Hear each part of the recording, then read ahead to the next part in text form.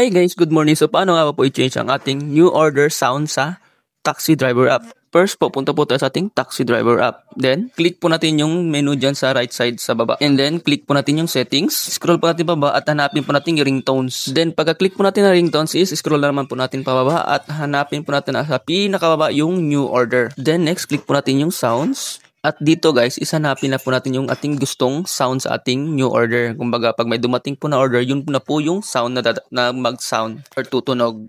At ang pinili kong sound dito guys or natunog is yung flute. Kaya na po bahala kung anong gusto nyong sound sa inyong new order. Pili lang po kayo dyan at marami dyan. At tapos po makapili ng order is back lang po natin. Then back ulit. Then back ulit. Po natin yung orders and click natin yung all. At dito guys, hintayin po natin may dumating na new order para mapakinggan po natin yung sinet natin na flute sound.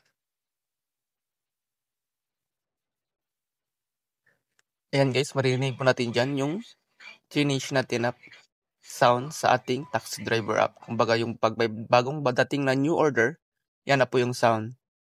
Kasi sinet po natin sa ating gustong sound doon sa ringtone sa taxi driver app. So wait lang po natin para mapakinggan nyo yung sound niya talaga.